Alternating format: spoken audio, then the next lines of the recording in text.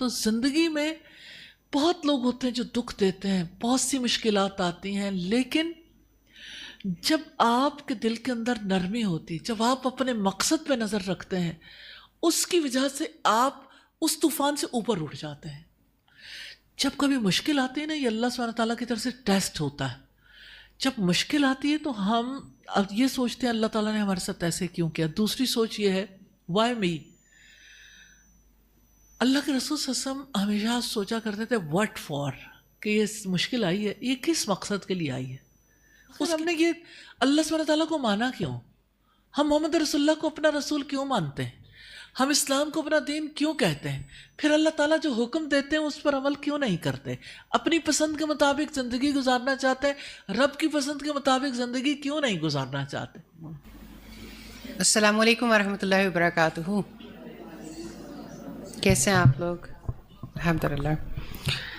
الحمدللہ رب العالمین۔ ابھی ہم یونیورسٹی آف لاہور میں تھے تھوڑی دیر پہلے، اور یوتھ کے ساتھ ایک سیشن تھا، اور میں دیکھ رہی تھی کہ وہاں پر بھی ٹاپک یہی تھا کہ شیکی ورلڈ کس طرح سے آپ اپنے ایمان پہ قائم رہ سکتے ہیں۔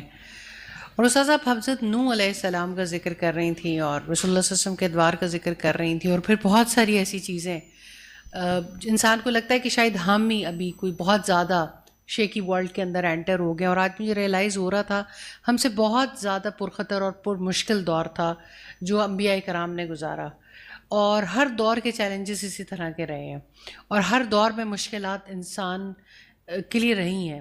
آج ہمیں لگتا ہے کہ شاید ہم کوئی ڈیجیٹل ایرا میں زیادہ آ گئے ہیں، مشکلات بڑھ گئی ہیں، ڈاؤٹس زیادہ بڑھ گئے ہیں، ڈیزائرز زیادہ بڑھ گئی ہیں، ہر کوئی بہت زیادہ بیزی ہو گیا ہے، ہمارے پاس وقت نہیں ہے۔ پر یہ مشکل تو ہمیشہ سے ہی ہے، اور ہمیشہ سے ایمان کی حفاظت کی ضرورت ہے۔ ہمیشہ سے ہی انسان کو اپنی سوچ کو سیدھا رکھنے کی ضرورت تو پیش آتی ہے۔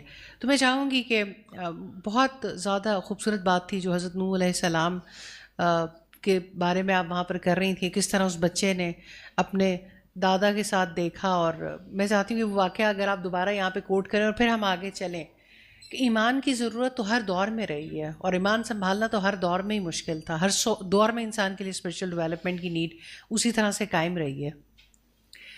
جزاک اللہ خیر فائزہ۔ زندگی مشکلات سے بھری ہوئی ہے۔ انسان کسی چیز کو حاصل کرنا چاہتا ہے تو اسے اسٹرگل تو کرنی پڑتی ہے۔ جو پڑھنے والا ہے اس سے اپنی ایجوکیشن کے لیے محنت کرنی پڑتی ہے۔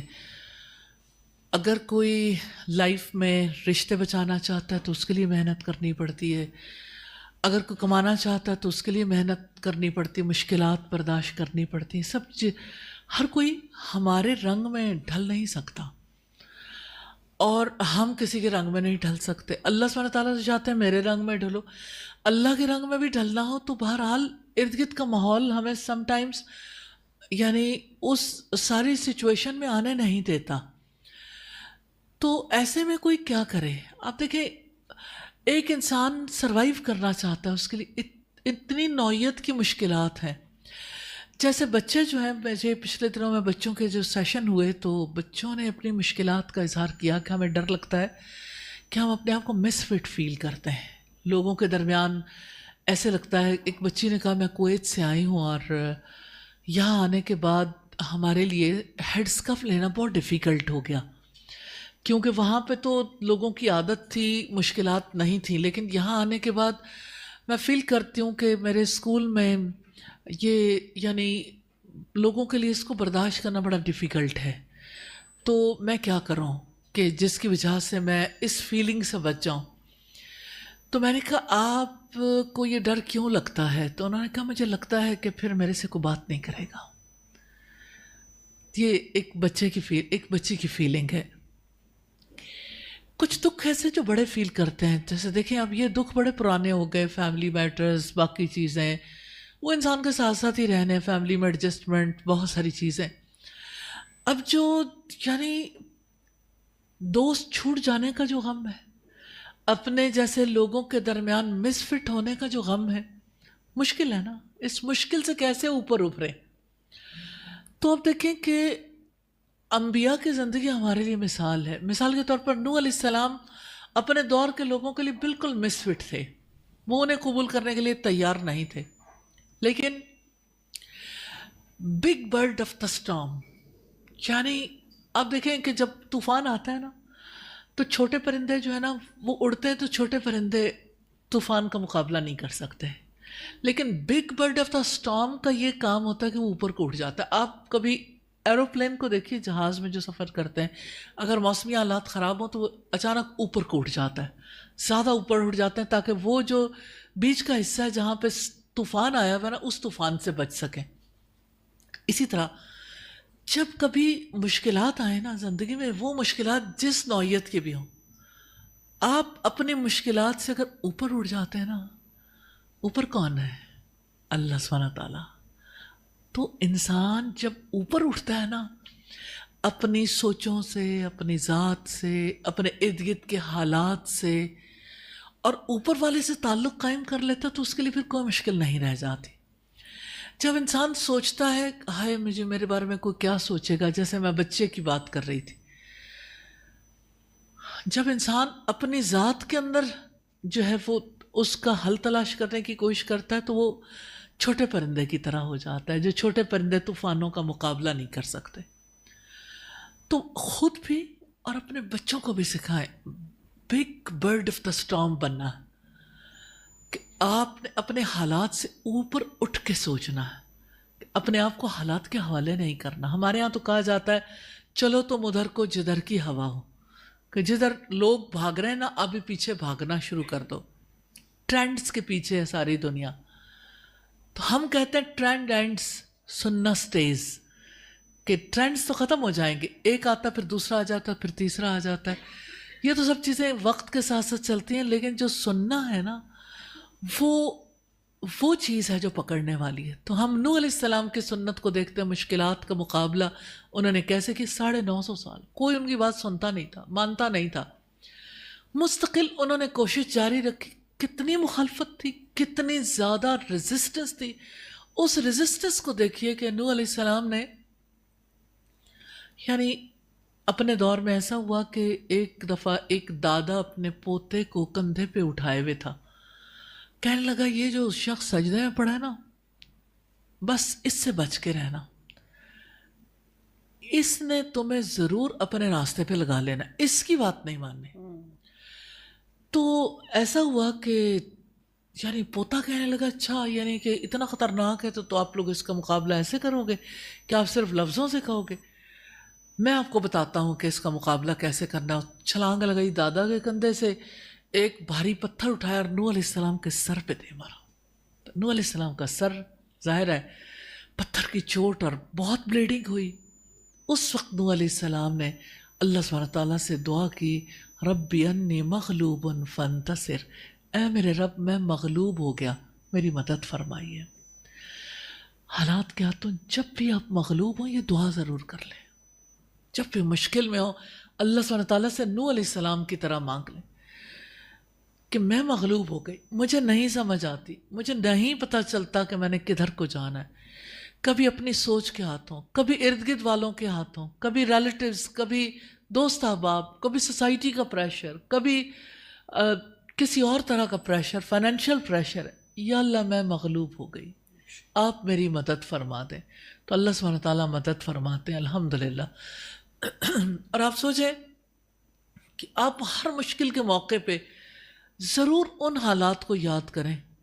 جیسے میں انہیں سمجھا رہی تھی پہلے بھی کہ دیکھیں جتنی بٹرنس فیل ہو، جتنے بھی حالات مشکل ہو، اپنے آپ کو سنبھالنا مشکل ہو، ماں کی کمی محسوس ہوتی ہے، باقی چیزیں، لیکن big bird of the storm بنے، اٹھ جائیں اس چیز سے کہ اس کو سوچ کے اسی کے اندر چکر کاٹتے رہیں تو پھر آپ یعنی آپ کے لیے دنیا میں بڑا کام کرنا بہت مشکل ہے. اور میں ایک خاص بات جو اس وقت آپ سے بھی کہنا چاہتی ہوں، باقی لوگوں سے بھی، ہمارے پیارے نبی محمد صلی اللہ علیہ وسلم کو دیکھیے، انہوں نے ہر موقع کو، جب کبھی مشکل آتی ہے نا، یہ اللہ سبحانہ تعالیٰ کی طرف سے ٹیسٹ ہوتا ہے. جب مشکل آتی ہے تو ہم اب یہ سوچتے ہیں اللہ تعالیٰ نے ہمارے ساتھ ایسے کیوں کیا. دوسری سوچ یہ ہے وائی می. اللہ کے رسول صلی اللہ علیہ وسلم ہمیشہ سوچا کرتے تھے واٹ فار، کہ یہ مشکل آئی ہے یہ کس مقصد کے لیے آئی ہے، اس کے پیچھے کیا ہے، اللہ تعالیٰ اس موقع پہ کیا کروانا چاہتے ہیں. اب یہ وہ چیز ہے کہ جس کی وجہ سے انسان کے لیے آگے بڑھنا آسان ہو جاتا ہے. مثال کے طور پر آپ دیکھیں جیسے طائف میں آپ گئے تو آپ نے یہ نہیں سوچا کہ وائی می، کہ مجھے پتھر مارے گئے، میری انسلٹ ہوئی، مجھے دیوانہ کہا گیا، میرے ساتھ یہ سارا معاملہ ہوا. سارے لوگ جو ہیں وہ اس طرح سے، یعنی ایک اکیلا اللہ سبحانہ تعالیٰ کا پیارا نبی، آخری نبی، اتنی باعزت ہستی، اور اللہ تعالیٰ، آپ سوچیں آسمان والے کا فیصلہ ہے، اس کا فیصلہ ہے کہ انہوں نے پتھر کھائے. اللہ تعالیٰ نے کسی مقصد سے ہی وہ پتھر جو ہے وہ رسول اللہ تک پہنچائے. آپ کے جوتوں تک خون بہہ کے گیا. اس کے پیچھے کیا تھا؟ اللہ تعالیٰ کیا چاہتے تھے؟ میں محمد رسول اللہ صلی اللہ علیہ وسلم کی جو یہ سوئچ اوور کرنا ہے نا، جیسے آپ کی لائٹ جاتی تو آپ کی لائٹ جانے پہ یعنی سولر یا آپ کا جنریٹر یا آپ کا کوئی بھی آلٹرنیٹ سورس ہے وہ آن ہو جاتا ہے. تو رسول اللہ صلی اللہ علیہ وسلم نے اس موقع پر پہاڑوں کا فرشتہ جو آیا تھا، جس نے کہا کہ آپ کہیں تو میں ان دو پہاڑوں کے بیچ میں جو وادی ہے ان لوگوں کو آپس میں پہاڑوں کو ملا دوں، سب تباہ ہو جائیں گے. لیکن آپ کا کویشچن نہ یہ تھا وائی می، کہ میں ہی کیوں، نہ آپ صلی اللہ علیہ وسلم نے اس موقع پر رنج کا اظہار کیا. آپ نے اس موقع پر جو جواب دیا، یہ ہے جواب ایک مسلمان کے لیے اس سنت کو فالو کرنا ہے. آپ نے فرمایا نہیں، ہو سکتا ہے ان کی نسل سے ایسے لوگ اٹھیں جو ایک اللہ کے ماننے والے، اپنے مقصد سے ایک لمحے کے لیے نظر نہیں ہٹے کہ میں یہاں آیا کیوں تھا، ان کو اللہ کے راستے کی طرف بلانے کے لیے. اور یہ ہے کہ ابھی تو انہیں سمجھ نہیں آئی، لیکن ہو سکتا ہے انہیں سمجھ نہ آئے لیکن ان کی نسلوں کو سمجھ آ جائے. چانس دیجیے. یعنی اپنے دشمنوں کے لیے جنہوں نے اتنی تکلیف دی ہے ان کے لیے چانس مانگ رہے ہیں کہ ان کے لیے اللہ سبحانہ تعالیٰ ہو سکتا ہے کہ وہ راستہ پیدا کر. تو زندگی میں بہت لوگ ہوتے ہیں جو دکھ دیتے ہیں، بہت سی مشکلات آتی ہیں، لیکن جب آپ کے دل کے اندر نرمی ہوتی، جب آپ اپنے مقصد پہ نظر رکھتے ہیں، اس کی وجہ سے آپ اس طوفان سے اوپر اٹھ جاتے ہیں، big bird of the storm بن جاتے ہیں. تو آپ کے لیے حالات کا مقابلہ کرنا صرف آسان نہیں ہوتا. ان حالات نے جو انرجی دینی ہے، اصل میں حالات پیدا ہی اس لیے ہوتے ہیں کہ جو انرجی اللہ سبحانہ تعالیٰ دینا چاہتے ہیں وہ انرجی انسان کو مل جائے، وہ فیول ملے، کیونکہ اللہ تعالیٰ نے اس کے بعد بڑا کام لینا ہوتا ہے. اور big bird of the storm بھی تو انسان تبھی بن سکتا ہے نا جب اس کی زندگی میں کوئی بڑا مقصد ہو. بڑا مقصد ہو، اگر مقصد اگر وہ پرپس ڈریون لائف گزار رہا ہو، تو اس کے بغیر تو وہ کیا کرے گا. یہ سب سے بڑی بات ہے. کیونکہ دیکھیں، اور جو انسانوں کی زندگی میں مسنگ ہے، that is again the purpose of life. آپ دیکھیں، میں یہ چاہتی ہوں کہ آج کے دن پہ آپ لوگوں میں سے ہر کوئی ضرور یہ میرے ساتھ شیئر کرے کہ آپ کس کے لیے جیتے ہیں، سچائی کے ساتھ جو آپ کر رہے ہیں نا اس کے بارے میں. اگر ایک ایک بات، صرف ون فورتھ سینٹینس، ایک ورڈ بول دیں کہ آپ کس کے لیے جیتے ہیں، آپ کی زندگی کا کوئی مقصد ہے، آپ نے زندگی میں کیا کیا جو آپ کا مقصد ہے. جی السلام علیکم ورحمۃ اللہ. ٹو بی آنیسٹ، جب میں نے اسٹارٹ کیا تھا ادھر آنے سے پہلے تو مجھے لگتا تھا زندگی کا، بچے، فیملی، ان کی ضروریات، بینگ اے موم اور وائف، وہ سارے پورے کر لینا، نماز پڑھ لی، اچھا ٹھیک ہے، زندگی کا ہوتا جا رہا ہے، لیکن ایک کمی فیل ہوتی ہے. ٹھیک ہے، ہم کیمرہ موو کروا دیتے ہیں کیونکہ کیمرہ موو کروا دیتے ہیں. اوکے. لیکن مجھے کمی فیل ہوتی تھی پھر بھی کہ نہیں، کچھ مسنگ ہے، کچھ ہونا، مطلب ٹھیک ہے، اندر سے کچھ سیٹسفیکشن نہیں ہوتی تھی، کچھ کرنا ہے. مجھے تھا کہ میں نے اپنے لیے اگر ہم کچھ اس جگہ پر اسے چھوڑ دیں تھوڑی دیر کے لیے کہ آپ کو مسنگ فیل ہوتی تھی، تو ہم باقی لوگوں سے بھی پوچھ لیں، پھر آپ اگلی بات بتائیے. یہ آپ نے زندگی بتائی ہے جس کو اچیو کیا ہو. السلام علیکم. وعلیکم السلام. ہم تو شروع سے پیرنٹس جو ہیں جو وہ قرآن پڑھا دیا، یہ کر دیا، اور اس کے بعد جو پڑھانا ہے پڑھا کے شادی بچی کی کر دی. اب جو سسرال والے کہتے ہیں بچی اس کے پیچھے ہی لگ جاتی ہے کہ جو انہوں نے کہہ دیا، جو ہسبینڈ نے کہہ دیا، بس وہی کرتی جانا ہے، وہی کرتی جانا. ٹھیک ہو گیا. تو وہ اس کے بعد اس کو تھوڑی سی جب سمجھ آتی ہے تو پھر وہ کہتی ہے نہیں نہیں مجھے تو کچھ اور بھی کرنا چاہیے. ٹھیک ہو جب گیا. اس کی اپنی سمجھ کام کرتی ہے. ٹھیک ہے جی. ابھی مطلب جب ہم نے مطلب جو عمر گزاری ہے بڑی غفلت میں گزاری ہے، لیکن جب احساس ہوا تب دل چاہتا ہے کہ بچوں کو بھی جھنجھوڑ کو بولنے کہ نہیں وقت پر آ جاؤ. تو what you are doing for your purpose, اس وقت آپ جو کام کر رہے ہو نا وہ بتانا ضروری ہے. دیکھیں نہیں، اب میں اپنے لفظوں میں بچوں کو مطلب اس ہاں بات پر گائیڈ کرتی رہتی ہوں کہ ٹھیک ہو دیکھو گیا. بھائی آپ یہ کرو. اپنی کام والیوں کو کہتی ہوں نہیں آپ قرآن پڑھیں، میرے پاس آ کر پڑھ لیں، ٹھیک میں ہو گیا. آگے آپ کا کرتی ہوں.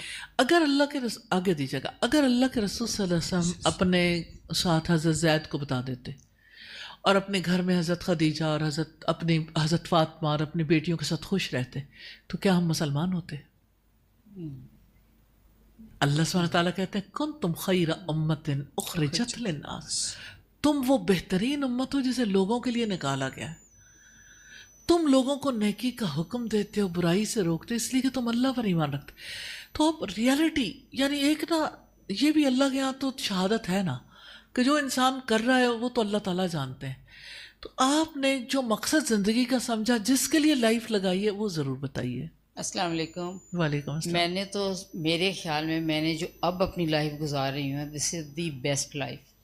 کہ میں جو اس سے پہلے پوری لائف پوری لائف جو ہے گزاری بہت اچھی ہے، لیکن یہ ہے کہ میرا نہیں خیال کہ میں جو اب کر رہی ہوں کہاں وہ میں نے پہلے ایسے کیے ہوں گے. اچھا میں جو چیز سیکھتی ہوں وہ گھر جا کے اپلائی کرتی ہوں اپنے بچوں پہ، اپنے جو ملازمین ہیں ان کے ساتھ ہر چیز شیئر کرتی ہوں، سیکھ کے جاتی ہوں. ٹھیک ہو گیا. الحمد للہ.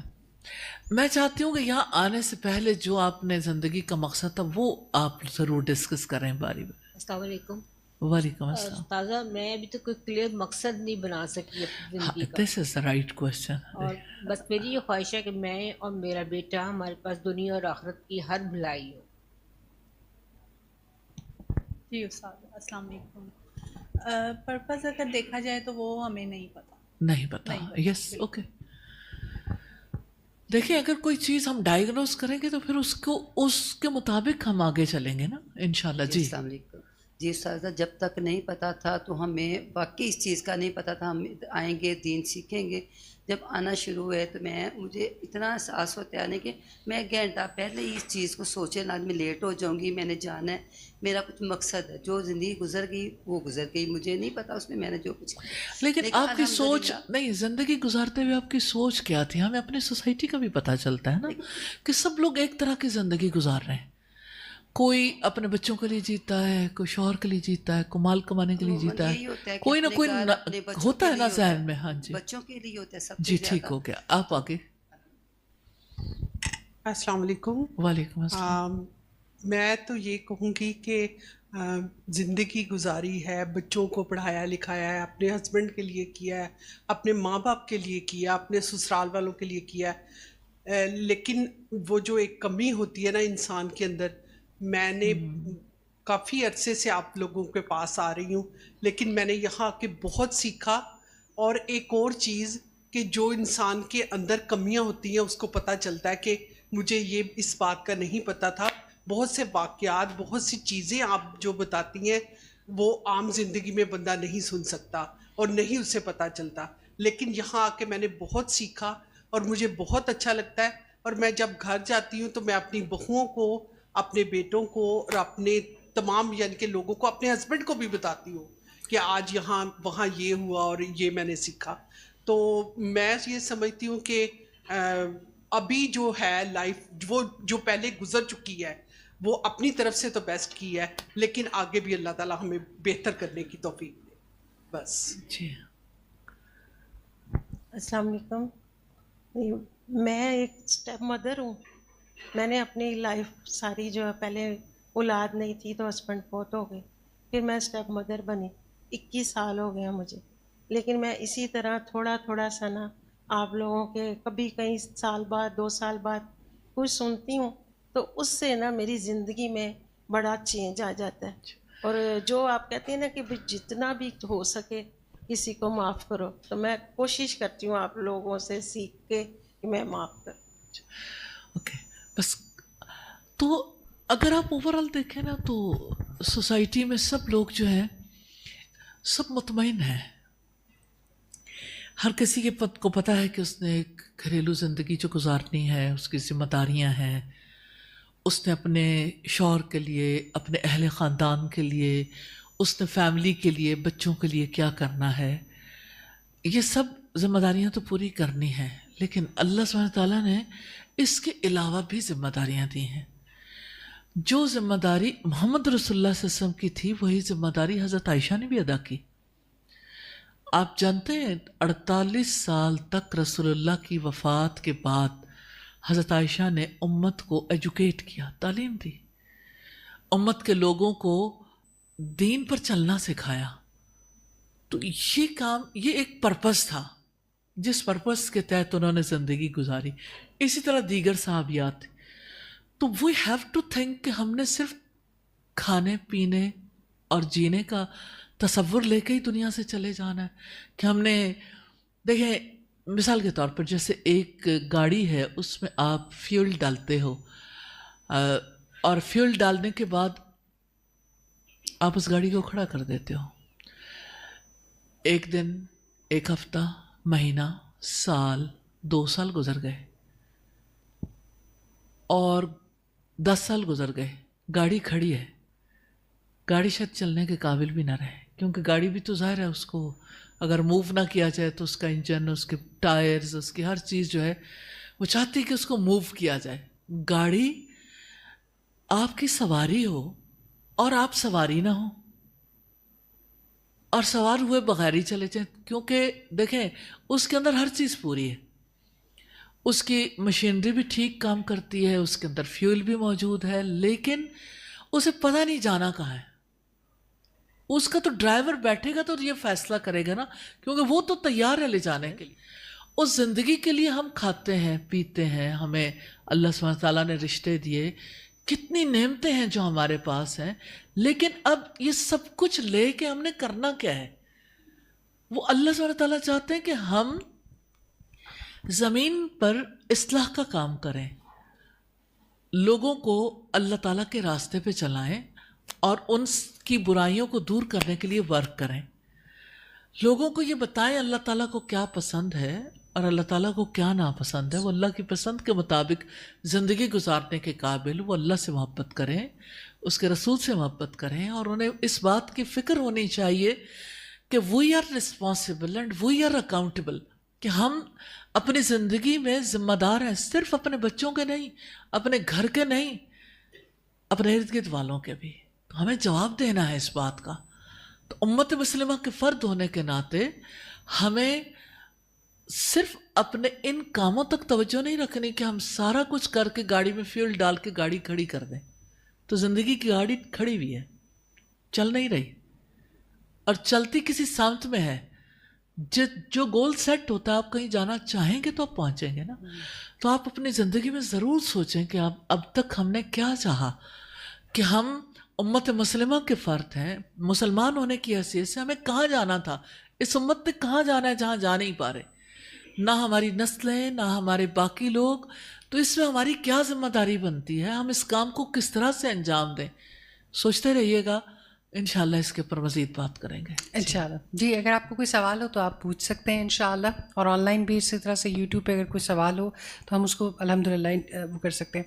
उससे तो मुझे ऐसा लगता है, मैं सबके जवाब सुन रही थी, कि क्या वजह है कि ख़ानदान बहुत बड़ी रिस्पॉन्सिबिलिटी औरत का, शौहर, बच्चे, लेकिन ख़वातीन इस बात को समझने में हमें क्यों, हमारी जो कबील है उसको क्यों मुश्किल होती है कि हमारी एक रिस्पॉन्सिबिलिटी टूवर्ड्स उम्मा भी है और हमने उसको परफॉर्म करना है. क्या ये हमारी सिर्फ एजुकेशन और माइंडसेट की कहानी है कि हमने इसके बारे में सोचा नहीं? देखिए, अभी जवाब मिल सकता है मगर मैं ये सोचूं कि मैं मुसलमान क्यों हूँ.